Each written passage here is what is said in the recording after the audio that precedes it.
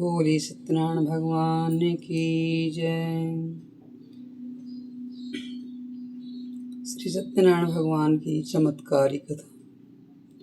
सुनते ही दूर होंगे दुख और दरिद्रता। जय श्री सत्यनारायण भगवान।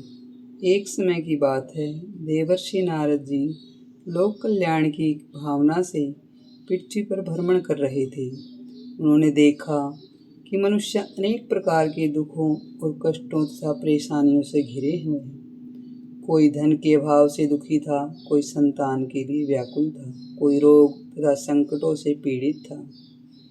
यह देखकर नारद जी भगवान विष्णु के वैकुंठ धाम में पहुँचे और हाथ जोड़कर बोले, हे प्रभु, पृथ्वी के लोगों के दुख दूर करने का कोई सरल उपाय बताइए।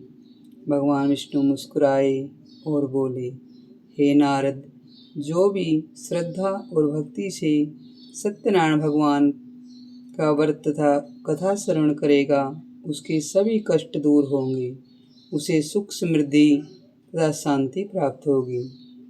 नारद जी की ने यह उपाय पृथ्वी पर आकर लोगों को बताया।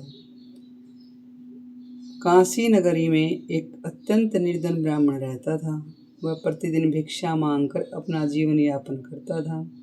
एक दिन भगवान सत्यनारायण वृद्ध ब्राह्मण का रूप धारण करके उसके पास पहुँचे और बोले, तुम इतने दुखी क्यों हो? ब्राह्मण ने अपनी गरीबी का कारण बताया। तब भगवान ने कहा, यदि तुम श्रद्धा से सत्यनारायण भगवान का व्रत तथा कथा करोगे तो तुम्हारे सभी कष्ट दूर हो जाएंगे। ब्राह्मण ने वैसा ही किया। अगले ही दिन उसे अच्छी भिक्षा मिलने लगी। धीरे धीरे उसका जीवन सुखमय हो गया। उसने प्रत्येक माह श्रद्धा से भगवान सत्यनारायण व्रत करना आरंभ कर दिया। बोली सत्यनारायण भगवान की जय। दूसरा अध्याय। एक दिन एक लकड़हारा उस ब्राह्मण के घर पहुंचा। वहां उसने सत्यनारायण भगवान की पूजा होते देखी। उसने पूछा, यह पूजा किस लिए की जा रही है? ब्राह्मण ने उसे व्रत का महत्व बतलाया। लकड़हारे ने मन ही मन संकल्प किया कि आज लकड़ियां बेचकर जो धन मिलेगा उसे भगवान की पूजा करूंगा। उस दिन उसे लकड़ियों का दोगुना मूल्य मिला। वह बहुत प्रसन्न हुआ और घर जाकर विधिपूर्वक सत्यनारायण भगवान का व्रत किया। भगवान की कृपा से उसका जीवन भी सुख और समृद्धि से भर गया। बोली सत्यनारायण भगवान की जय। एक नगर में एक धनी व्यापारी रहता था, जिसका नाम साधु वैश्य था।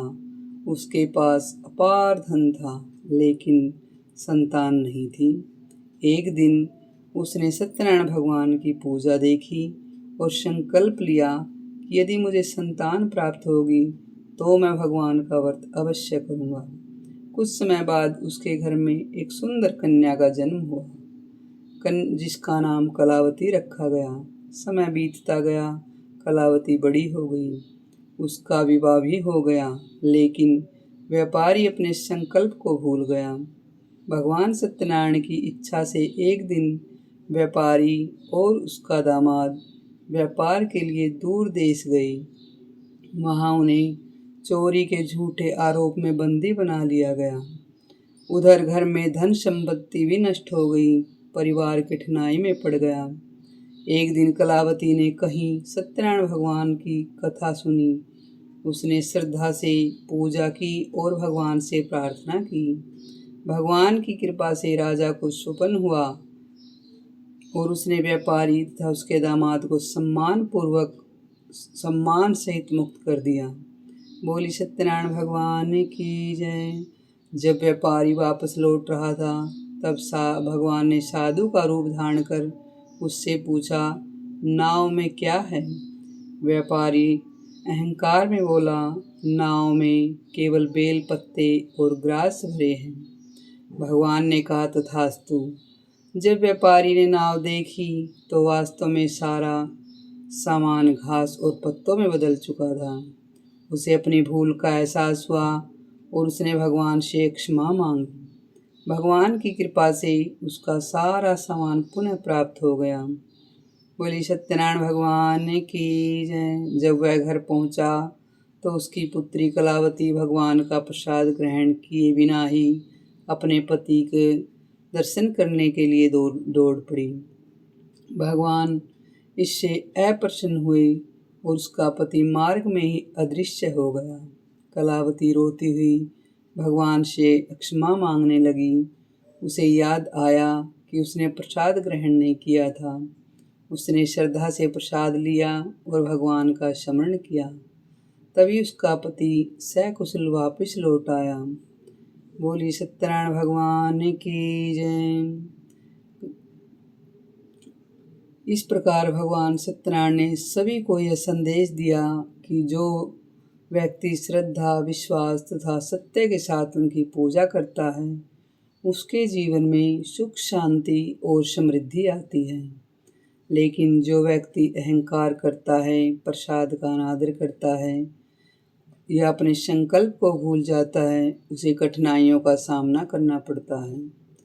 हे सत्यनारायण भगवान, यह जैसी कृपा अपने ब्राह्मण, लकड़हारे, व्यापारी, कलावती, तुंगध्वज पर की है, वैसी ही कृपा हम सभी पर बनाए रखें। बोली सत्यनारायण भगवान की जय। अगर आपको यह कथा अच्छी लगी हो तो लाइक करिए, सब्सक्राइब करिए और चैनल में श्री सत्यनारायण भगवान लिखिए। हर हर महादेव, जय शिव शंकर।